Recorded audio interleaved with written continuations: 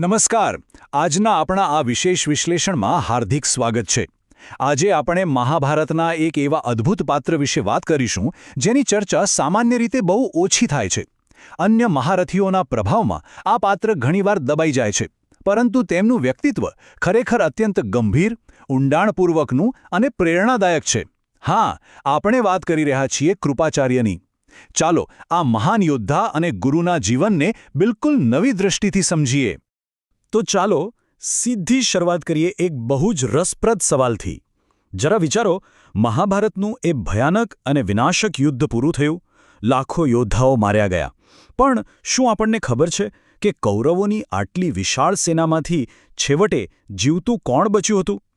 આ એક એવો ઐતિહાસિક પ્રશ્ન છે જે સીધો જ આજના આપણા વિષયના હાર્દ તરફ દોરી જાય છે.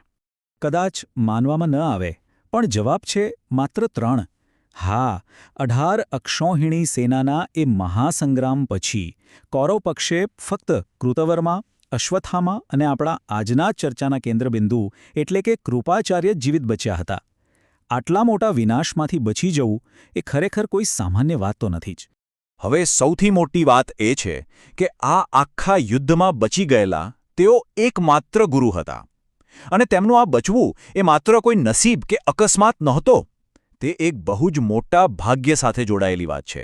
ધાર્મિક માન્યતાઓ અનુસાર તેઓ એવા અમર પુરુષ છે જે આજે પણ પૃથ્વી પર જીવિત છે. તો ચાલો જોઈએ કે આ જીવંત દંતકથાની શરૂઆત આખરે ક્યાંથી થઈ. સૌથી પહેલાં વાત કરીએ તેમના અસાધારણ જન્મ અને શરૂઆતના જીવન વિશે.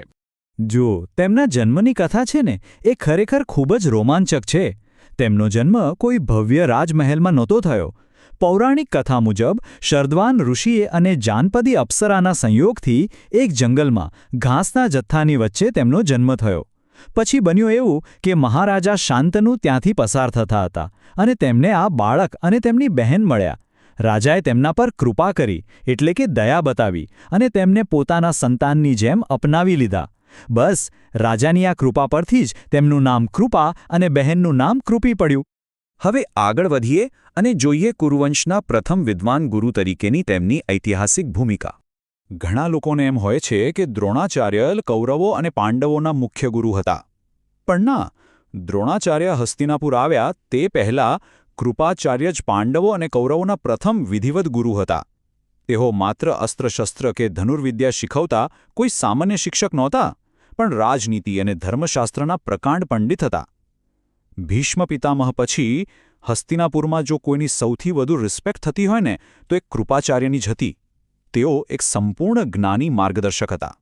હવે વાત કરીએ મહાભારતના યુદ્ધ વખતે તેમની સામે ઊભા થયેલા એક બહુ મોટા ધર્મસંકટ વિશે. આ મુદ્દો ખરેખર સમજવા જેવો છે કે તેમણે આ વિકટ પરિસ્થિતિનો સામનો કેવી રીતે કર્યો. એક તરફ હસ્તિનાપુરનું અન્ન ખાધું હતું, રાજસિંહાસન પ્રત્યેની અતૂટ વફાદારી હતી, એટલે ફરજના ભાગરૂપે તેમણે કૌરવોના પક્ષે યુદ્ધ કરવું પડ્યું. પણ બીજી તરફ તેમનો અંતરાત્મા અને ધર્મ ક્યારેય નહોતો ડગલું. તેમણે ક્યારેય અધર્મનો સાથ ના આપ્યો. આપણને જાણીને નવાઈ લાગશે કે યુદ્ધ ચાલતું હતું ત્યારે પણ તેઓ સતત અધર્મનો વિરોધ કરતા અને દુર્યોધનને પાંડવો સાથે સમાધાન કરી લેવાની સાચી સલાહ જ આપતા હતા. તો હવે આવીએ તેમના જીવનના સૌથી મોટા અને દૈવી પરિણામ પર. સપ્તચિરંજીવી એટલે કે અમરત્વનું વરદાન.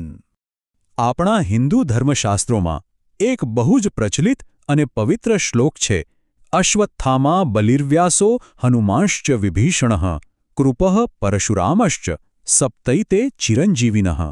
આ પ્રાચીન શ્લોક સ્પષ્ટપણે કહે છે કે પૃથ્વી પરના જે 7 અમર પુરુષો છે, જેને આપણે સપ્ત ચિરંજીવી કહીએ છીએ, તેમાં કૃપાચાર્યનું નામ પૂરા આદર અને સન્માન સાથે લેવામાં આવે છે.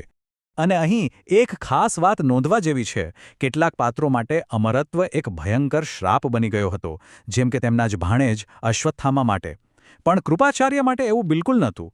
તેમને આ અમરત્વ તેમની કઠોર તપસ્યા, અડગ નિષ્ઠા અને તેમના અજોડ જ્ઞાનના કારણે વરદાન રૂપે મળ્યું હતું. આ તેમના સારા કર્મો અને ઊંડા ડહાપણનું અંતિમ ઇનામ હતું, જે તેમને અન્ય તમામ પાત્રોથી સાવ અલગ પાડે છે.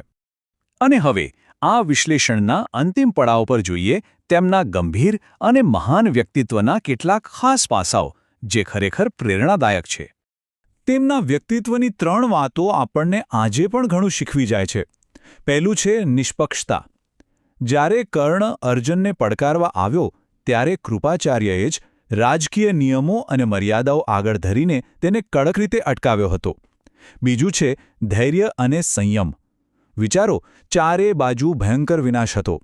અશ્વત્થામા બદલો લેવાની આગમાં સળગતો હતો, છતાં કૃપાચાર્ય એકદમ શાંત અને વિવેકી રહ્યા. અને ત્રીજું, પરિણામલક્ષી ભક્તિ.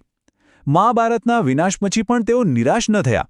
પાંડવો હિમાલય ગયા પછી તેમણે અર્જુનના પૌત્ર પરીક્ષિતને શસ્ત્રવિદ્યા શીખવી અને એક કુશળ રાજા બનાવ્યો.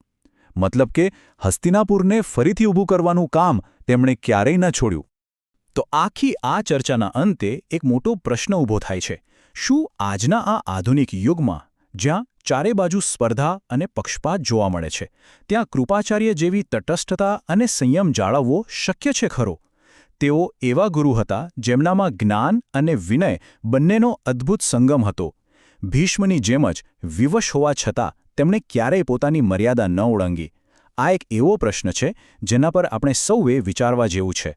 મને આશા છે કે આજના આ માહિતીપ્રદ વિશ્લેષણમાં સૌને કંઈક નવું અને રસપ્રદ જાણવા મળ્યું હશે. તો બસ વિચારતા રહો અને આપણે ફરી મળીશું એક નવા અને રોમાંચક વિષય સાથે.